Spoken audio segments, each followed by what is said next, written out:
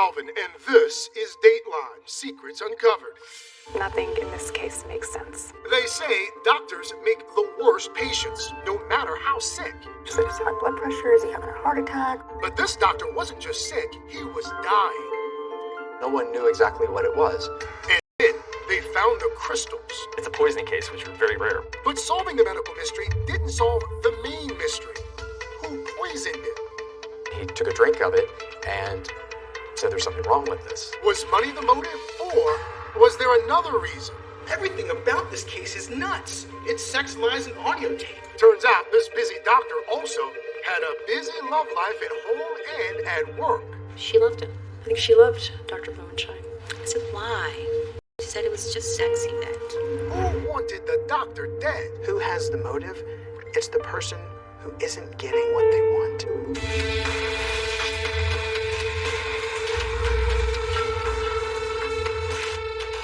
Hello, and welcome to Dateline, Secrets Uncovered. George Blumenschein was at the top of his profession. Then, suddenly, the doctor known for saving lives found himself fighting for his own. The diagnosis? Poisoning. Soon, police discovered a secret love triangle at the center of this mystery, and they needed to find out which of the good doctor's relationships might be lethal before it was too late. Here's Andrea Canning with Fatal Attraction. There's a place in Houston, Texas they call the Mecca of Medicine, MD Anderson Cancer Center. Their goal is making cancer history, and so the best and the brightest work there. A hive of top-tier physicians researching, saving lives. I was never a number. I was never just a patient. I was a human being. But what happened when one of their own became dangerously ill? I was shocked. It's crazy things happening. I never imagined that would happen to anybody that I knew. Not with cancer, but still something lethal and bizarre. It was the worst kept secret at MD Anderson. Hollywood couldn't write this script. It's unbelievable, and that's why it's true. It was around midnight, January 27th, 2013. A 48-year-old man wobbled through the doors of MD Anderson, slurring his words, disoriented. Keep in mind, he didn't go to the emergency room at a standard hospital. Ryan Korsgaard covered the story for NBC station KPRC TV in Houston. And his office was also there. Maybe he felt safe there because the sick man was George Blumenschein Jr., a doctor specializing in neck, head, and lung cancer at MD Anderson. Like many of his talented peers dedicated to researching and curing cancer, Dr. Blumenschein's life seemed to revolve around his work. The people who worked with him said he revealed very little about his personal life. He didn't talk about anyone he was dating, anything along those lines.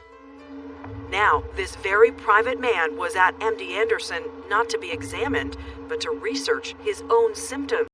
Friends at the hospital urged him to go straight to the ER. And it sounded like it was tough even to coax him into the emergency room. So I'm sorry, but I'm in melodrama, so... George's girlfriend, Yvette Tony, a scientist, shot this video on her cell phone as they sat outside the ER. She wanted to show George that he wasn't acting normally and convince him that he needed to check himself in. The video would later be crucial to solving a mystery. I've been progressively discoordinated. To see the usually articulate doctor like this was a strange sight. The difference she made him. Sandy Molina is a friend and former assistant of George's. What's George like? Very charming. He's a great guy. She says that George was professional, friendly, and always had a good bedside manner. Was it just the way he greeted you, or just the way he greeted you? I thought he was very respectful, caring. Patients did call me and make comments about him, that he's a great doctor, and they're so glad he's their doctor. But now, the doctor was the one in need of care.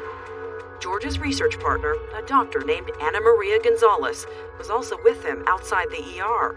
Anna had seen him at the office that day, and later at a business dinner. That cell phone video documents her describing his symptoms. He was a little slurred. For people that knows him, he's still slurred. Finally, George agreed to be examined, and in the small world of MD Anderson, word spread fast that one of their esteemed doctors had checked into the ER. What's your gut telling you, though, when you're thinking about what he could be sick with? The first thing is like, oh my gosh, is it his high blood pressure? Is he having a heart attack? Or, what is it? Is he stressed? Doctors suspected George might have suffered a stroke, but his MRI was clear. Whatever was wrong, it was getting worse.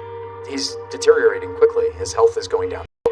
Just a few hours after arriving at the ER, the doctor was unconscious, his organs failing, and he was rushed to the ICU. There seemed to be concern that he might not make it. Through the night, George lay near death as his loved one stood vigil outside the room.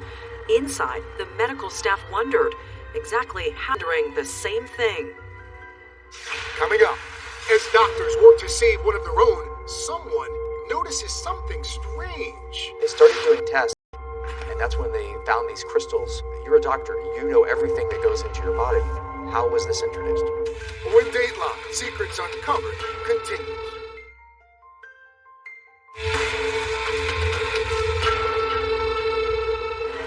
In the early morning hours after he was admitted to the ER, Dr. George Blumenshine lay unconscious.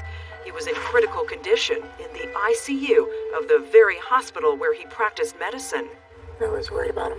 Were you just really praying that he would come through this? Oh, of course. He's a great person. No one was sure why this perfectly healthy man in his 40s was working one day and on the brink of death the next. It was a race against time because no one knew exactly what it was. They knew that there was kidney failure. Did they just start running a battery of tests? They started doing tests, and that's when they found these crystals. Crystals in his system? That could be a sign of anything from dehydration to kidney stones.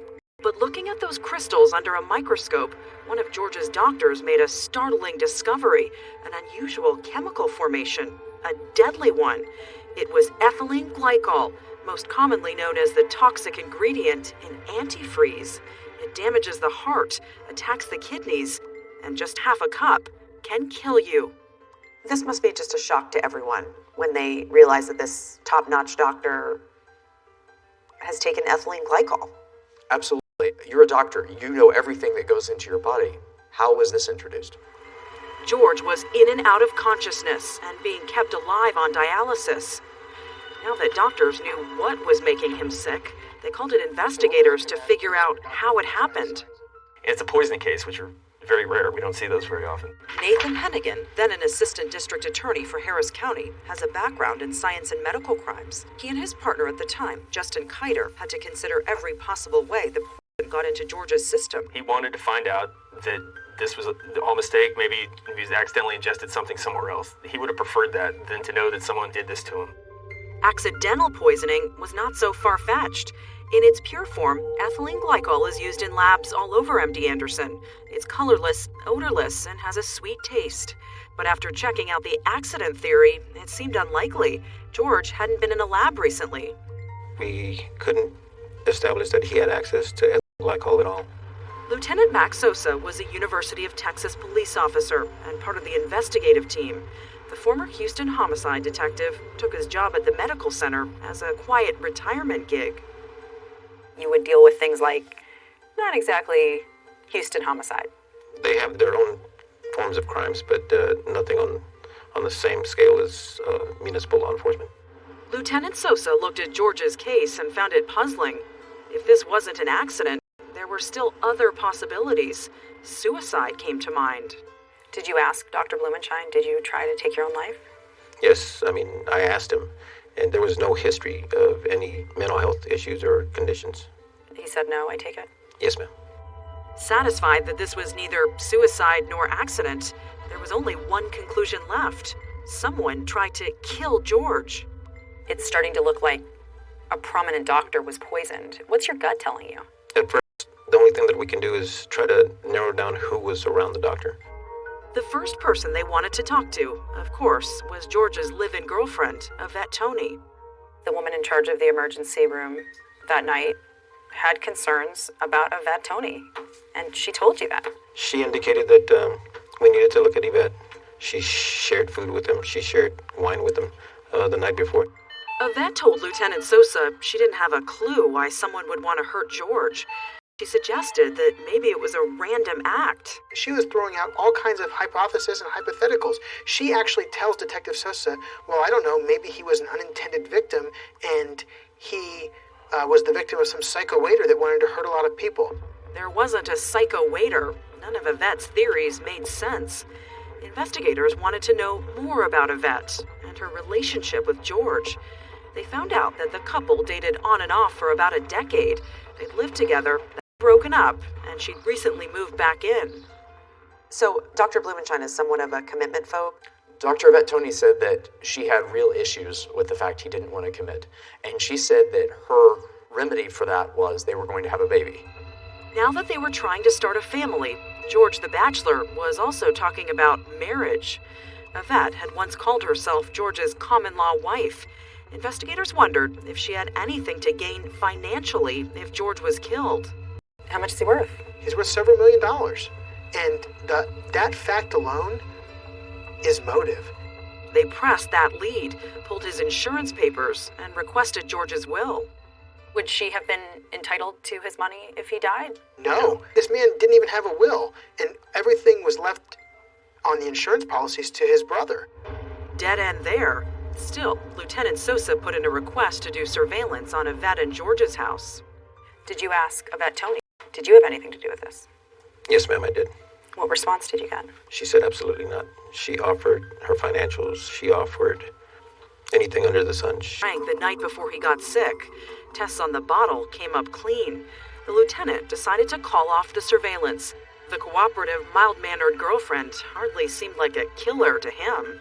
So, if not Yvette Tony, who in the world wanted Dr. George Blumenshine dead? Did you worry there was somebody responsible out there?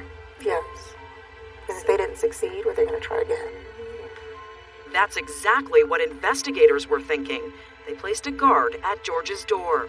At that point, we didn't know if anyone would attempt to go into his room and try to do it again. You were concerned about his life. Yes, ma'am. Very concerned. A second murder attempt. Yes, ma'am. Investigators were about to discover this prominent cancer doctor had a private life full of secrets. Did he also have enemies? Coming up, behind closed doors at the hospital. The plot started to thicken. I think people started to realize and put pieces together.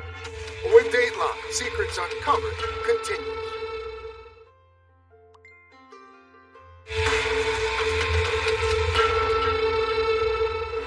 2 weeks after he was poisoned, Dr. George Blumenshine was still suffering, his body ravaged by the toxic chemical ethylene glycol. After digging around in his personal life, investigators were no closer to figuring out who wanted George dead, so they turned their attention to his professional life. But to the investigators' surprise, many of the brilliant scientists at MD Anderson were less than chatty.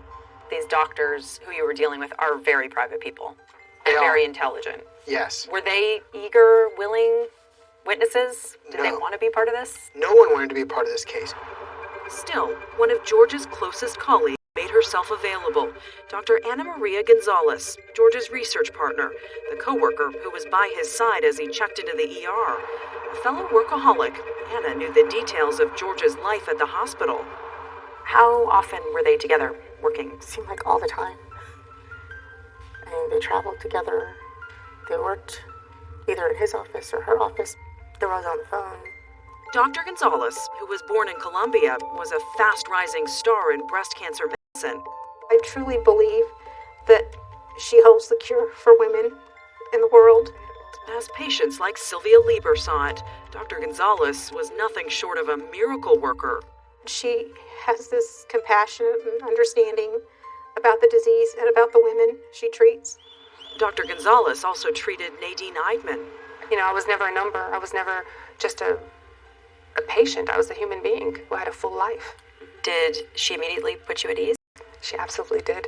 You know, she's really small of stature, but you and I are going to get along just fine, and we have. Anna met George years earlier when she referred a patient to him. Soon after, she invited him to collaborate on a research project. Multiple studies followed. They were invited to lecture and travel around the world. Yeah. After working for George, Sandy Molina took a job assisting Anna. I know she was trying to get his career going. grants from helping him get promoted, and he wasn't the most organized person. So Anna really had an impact on George's life. Yes. Was he very grateful for that? I think he was. How eager were you to talk to Dr. Gonzalez? Very eager. She knew his habits, his schedule, about the timeline that I needed information on. Anna provided valuable details about the day George got sick. She told the lieutenant she and George worked in their offices at MD Anderson, then attended a business dinner together that evening. She witnessed his condition slowly worsen and even followed George as he drove himself to the hospital around midnight. And every minute that you can account for, I would imagine, helps you put together that crucial timeline. Yes, ma'am. What did she tell you? I asked her for an account of the week prior to him going into the hospital. Anna told him all about George's week, the details of his busy schedule. She was sharing a lot. But as Lieutenant Sosa listened, he had a hunch she might also be leaving something out. So he went back and pressed George and Anna's reticent colleagues for more information. What was up with George and Anna? Sosa starts to find out that there might have been something more than just a working relationship between Drs. Blumenshine and Gonzalez. The plot started to thicken. I think people started to realize and put pieces together. Even though the folks at MD Anderson weren't so keen to talk to investigators, that didn't keep them from whispering about George and Anna among themselves. Did Anna know that people were gossiping? I'm sure she did. And I'm sure some of it got to her, too. But she and I never really talked about it. Lieutenant Sosa asked Anna point blank, were she and George having an affair? She denied it. He also asked George the same thing, and George also said no. But the investigator wasn't convinced. The question nagged at him. Now, weeks since he was poisoned, George was out of the hospital, feeling stronger and back at work. The investigator decided to invite him out for a drive, away from his girlfriend and colleagues. In the car, George finally confessed. He and Anna were partners in more ways than one. Were these quick trysts that they were having, or was this a deep emotional connection? I never got an indication from Dr. Blumenshine that it was a deep connection. It was just a fling. George told sometimes when they traveled to professional conferences, they'd share a room, a sort of co-workers with benefits arrangement. In fact, the day he got sick, he'd stopped at Anna's on the way to work. They go upstairs, they have a sexual liaison. He carried her up the stairs. That sounds like something kind of romantic. Not a casual, I'm not into this. They were having some sort of a romantic, casual, sexual, romantic thing going on. And they split a shot of vodka before they left for MD Anderson. To investigators, this prestigious hospital was looking more and more like the setting of a soapy daytime drama that changed the shape of the investigation. Anytime you have a love triangle, the different points, the vertices of that triangle are going to be the ones you look at. You have Yvette, maybe she's mad because she's got a cheating boyfriend and she wants to get revenge. And you have Anna, who's the other woman. Poking around George Blumenshine's professional life and led investigators right back to his private life, giving them a dramatic new theory of the crime. Coming up. Who has the motive? It's the person who isn't getting what they want, who has to have what they know they can't. When Dateline Secrets Uncovered continues.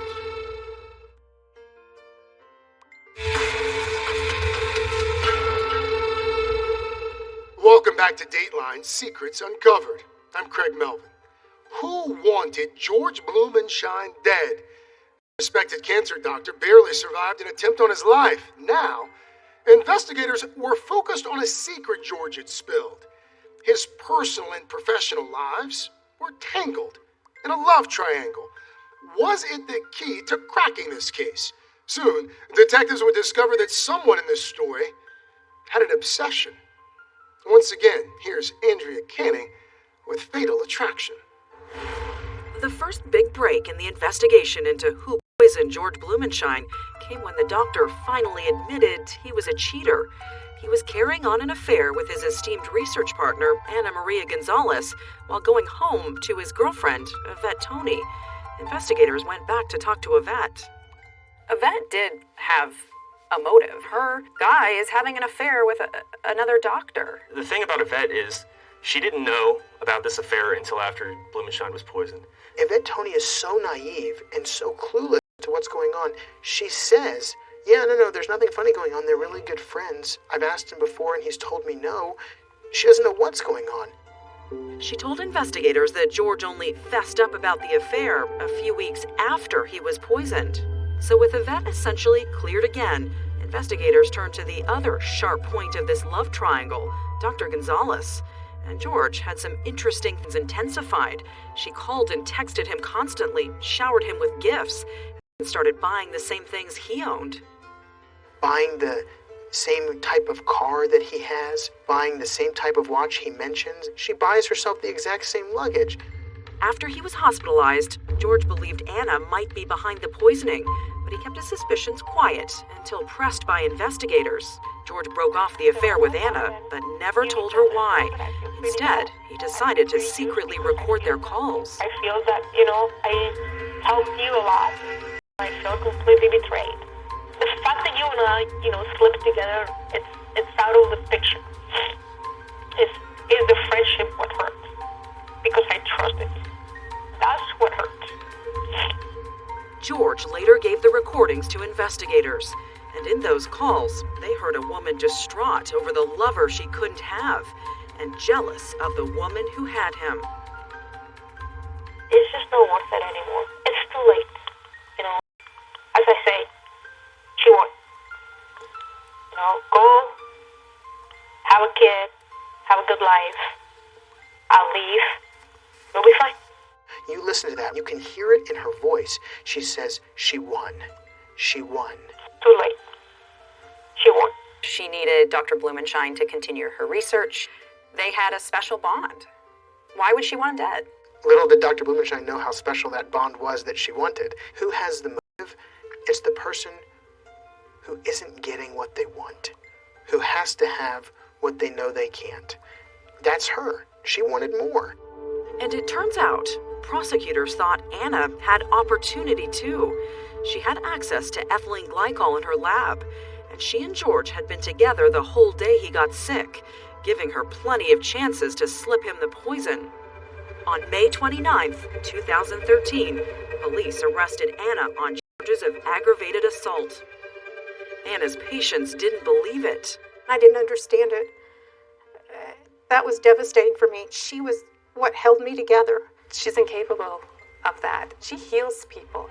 Anna's trial began in the fall of 2014. The courtroom was filled with family and patients there to support her.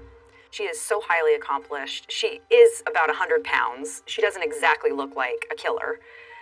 Did you worry that the jury would have a hard time convicting someone like Dr. Gonzalez? Worried about it every night and every day. Holy smokes, this is a doctor. Who in their right mind can look at her and think this is someone that was capable of doing such unimaginable things? Prosecutors told the jury how this so-called casual affair with George Blumenshine. A string of colleagues testified Anna couldn't contain her feelings for George. It seemed like Anna was very infatuated with Dr. Blumenshine. Whenever we discussed any topic, really, within a few sentences, George's name would come up. She loved him. I think she loved Dr. Blumenshine. The affair was the worst-kept secret at MD Anderson, according to this doctor. Were you ever under the impression that there was more than just a work relationship between the defendant and Dr. Blumenshine? I had heard rumors, yes. The doctor also said she and Anna weren't even close friends, but that didn't stop Anna from volunteering details about the relationship. She told me a little bit information about their intimacy. Basically, she said that they were seeing each other. Yes. Another doctor testified about a curious conversation with Anna the morning after George was hospitalized. Anna told her that George was poisoned. The only problem, this was hours before doctors even confirmed it. She told me that George was very sick and he was in the ICU and he had ingested ethylene glycol. She told you that Monday morning? Monday morning.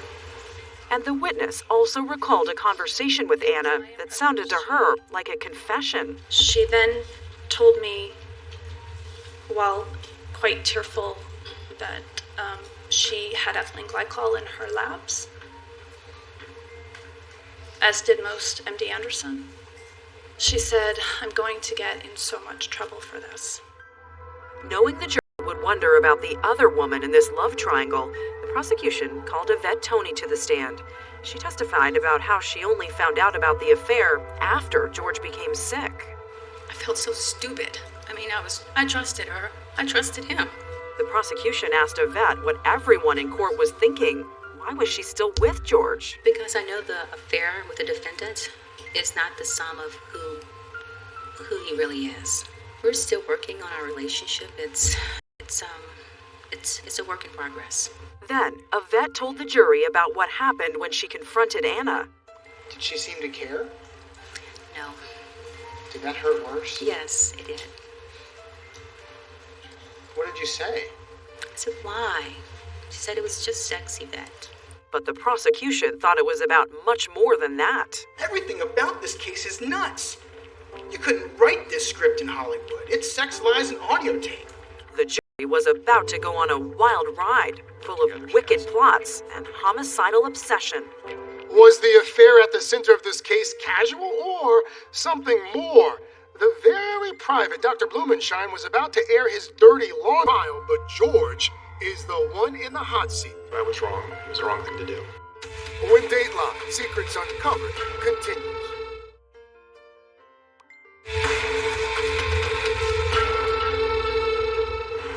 Make no mistake about this. She is devious, diabolical, and dangerously deadly. To the prosecution in the trial of Ana Maria Gonzalez, the defendant was an increasingly unhinged lover. She became absolutely and totally obsessed with him and wanting him. They argued that Anna, the successful doctor, had been on a downward spiral, doing crazy things to stir up trouble in George's relationship with Yvette. Things like sending Yvette an unsigned letter declaring that Anna and George were having a baby together. The anonymous letter she's dropping off, this is all an attempt to manipulate George away from Yvette. The prosecution said the manipulation didn't end there. Anna told George that Yvette was behind a series of threatening phone calls she received at her office. According to the prosecutor, those phone calls never happened. MD Anderson has an incredibly sophisticated phone system that tracks every single call, and we have all those records. And there ain't any anonymous phone calls. And strangest of all, the prosecution contended, just a month before the poisoning, Anna staged an assault on herself. She told anyone who would listen that Yvette orchestrated the whole thing. She said she worked with a private investigator to try to find out who it was. She said that they traced this person back to Louisiana, and he was a relative, I believe she said a cousin of Yvette Toney. But investigator Sosa told the jury he thought her wounds were actually self-inflicted. You felt that they were inconsistent with the supposed attack that happened. That's correct. The person who'd seen Anna's apparent obsession up close was the object of it. A reluctant George Blumenshine took the stand. Are you a private person? I would say yes. How private? Very private. This is not easy. The prosecution needed George to rehash their relationship, how casual sex turned into something that almost killed him. It's hard saying no to her. She doesn't accept no. Would you often tell her that this was a bad idea? Regularly. George recounted how Anna initiated their affair one day in his office. At some point she sat on my knee and said, just shut up, let me sit on your knee, it's not a problem. She started to kiss me on my neck. I remember what she said, she said, I'm going to eat your ear. But the prosecution didn't pretend their victim was an angel. Well, you stop her. I didn't, no. You cheated on Yvette. I did. I cheated on Yvette. It was the wrong thing to do. George said, She accused me of not returning phone calls. Anna, according to George, went over the top with fancy gifts, like gold jewelry from Colombia and a $5,000 watch. She bought herself the ladies' version of it, and then said, well, I can get you the guys' version, would you like it? And I'm like, I don't want that, that's too expensive, I don't want it. And then suddenly, I bought it for you, here it is. And he said she forced him to accept a $1,000 suit. I'm like, Anna, I don't want a suit that I haven't seen. No, you need a suit. I was like, fine. If that's what you want to do, go ahead and do it. I ended up giving it to Goodwill. And I felt like it was, again, pushing a boundary. What finally pushed Anna over the edge, claimed the prosecutors, was when George and Yvette started talking babies and marriage. George recalled Anna made this bizarre offer. She said, you know what? I'd have a kid with you. I'm like, well, that's kind of you to say. No, I can have a kid with you and I could move to Europe for a year and I could come back and you could be the uncle. And it was like, no, thank you. That's not what we want to do. The prosecution argued if Anna couldn't have George, no one could. The defendant had a fatal attraction. Is Dr. Gonzalez Glenn Close? She fits the role, without a doubt. She's a bunny boiler. Then, the prosecution had George tell the jury about the day he almost died. And the only thing that had been strange was that cup of coffee, the coffee that I had on Sunday. And that was the key to the prosecution's case. Anna served George coffee during their morning rendezvous. It was the only thing he said he drank that day before he felt sick. When you started drinking it, did you notice anything strange about it? It was incredibly sweet. Ethylene glycol has an intensely sweet flavor. George told the jury Anna served this sweet coffee at her home and then brought more of it in travel mugs to the hospital. Within hours of drinking it, he was lightheaded and slurring. I couldn't even remember who I was talking to or why he was there. And by night, he was in the ICU. Well, what's so hard about reliving this part? Because I almost died. To button up their case, the prosecution called a leading expert in ethylene glycol. Based on the time frame for when symptoms appear, I would conclude that he had ingested the ethylene glycol on Sunday morning. The only thing he drank that morning was the coffee, and it was the coffee that strangely tasted sickeningly sweet. According to the prosecution, Anna spent the day with the man she was trying to kill, watching him deteriorate and following him as he finally drove himself to the hospital. The prosecution entered that cell phone video into next to George, smiling, pretending to help, when she knew full well what was wrong. Coming up. Now, it's the defense's turn. The case against Anna? Nothing. Nada. Will the jury see it that way? When Dateline, Secrets Uncovered, continues.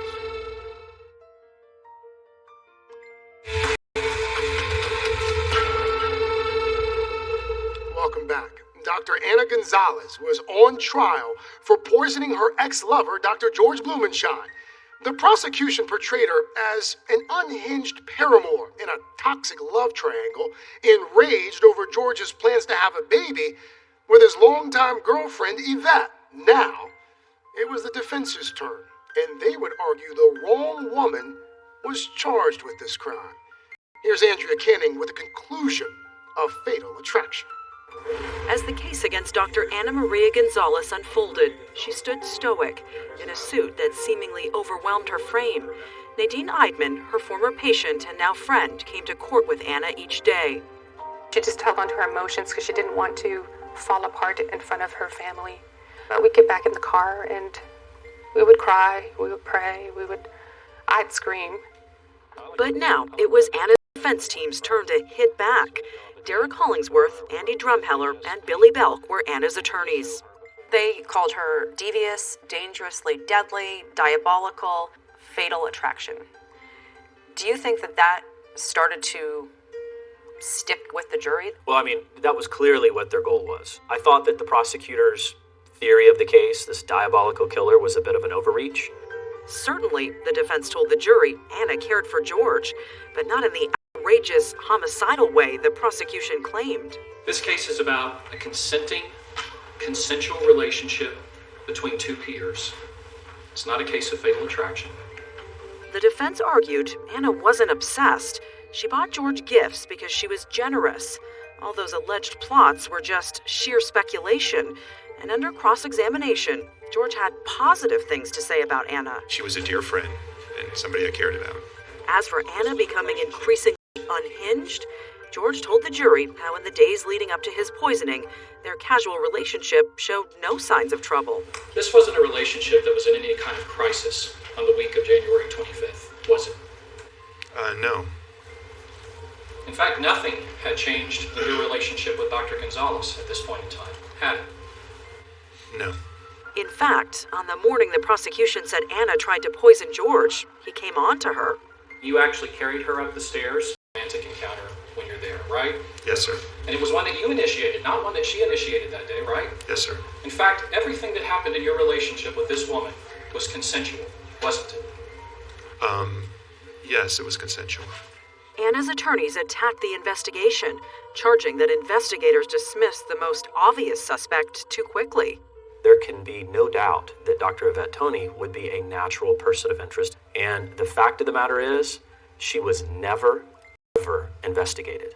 The defense wasn't buying Yvette's story that she had no clue about the affair. You're a smart woman, right? Thank you for saying that. Aren't alarm bells going off in your head? I asked him a few times that I thought maybe something was going on, and he said no. There's nothing I can do if someone's lying. Did you ever follow him? No. I would Did you ever think about it? No. It's just Never crossed your ridiculous. No. I'm sorry, I mean that. Then the defense flipped Yvette's cell phone video on its head, said it made her look suspicious. She finally sees the man that she is in love with and wants to have children with. She takes his cell phone. She's not sitting next to the guy that she's been worried about all day, but with her arms around him, trying to comfort him and make sure he's okay. She's videoing it. It's just weird. And when it came to Anna's behavior on that tape, the defense said she did something only an innocent person would do. She told the doctors about the coffee. You had anything to eat except for coffee and some cheese bread? Don't people who commit crimes run away from the crime scene? Don't they clam up and be quiet? She's on a video talking about what happened that day. But the defense's biggest target was the science, or lack thereof. They went after the investigation for what they thought was a huge mistake, never testing the coffee cups. There's no scientific evidence. There's no scientist who came in here out of their 22 witnesses that talked. That's the most, look, if they're right, then I guess you call this the murder weapon, right? If they're right, then this is the weapon, the deadly weapon, that Dr. Gonzalez used in this case, and you don't bother to test it? Give me a break. So they grilled that expert who testified that George could only have ingested the poison Sunday morning. Turns out George had been drinking wine and vodka in the days before his symptoms surfaced. The defense got the expert to concede a big point. Alcohol, or in technical terms, ethanol, could throw off his findings.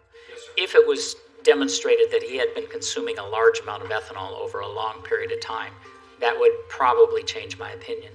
In their final words to the jury, Anna's lawyers drove it home. What is the state's case missing? This is overly simple, but one shred of direct evidence. After 8 long days of testimony from experts, friends, and the well-respected doctors of MD Anderson, the case against Dr. Ana Maria Gonzalez was now in the hands of the jury. Both sides paced the halls of the courthouse, waiting, hopeful, and anxious. Everyone be seated. Then, after 5 hours of deliberation, Mr. Foreman, I understand that the jury has reached a verdict. We, the jury, find the defendant, Ana Maria Gonzalez Angulo, guilty of aggravated assault of a person with whom the defendant had a dating relationship as charged in the indictment. She's innocent. She didn't do it. She's a good person. In Texas, a defendant can ask the jury to determine sentencing, as Anna did. She was extremely kind. Anna's patients filed in with pleas for leniency. She saved my life, and I always felt like she's gonna save a whole lot of people's lives. Anna's punishment could have been up to 99 years in prison, but her character witnesses had an effect on the jury. You are sentenced in accordance with the terms of the jury's verdict to 10 years in the Texas Department of Criminal Justice. Go with the bailiff. Anna, once among the top breast cancer doctors in the world, was now just another convict in the Texas prison system. The medical community has definitely lost a giant. But not just us, but future generations. Dr. Blumenshine went back to MD Anderson, treating patients and researching cures for lung cancer. In prison, Dr. Gonzalez began helping cancer patients in a support group. But she surrendered her medical license after the trial.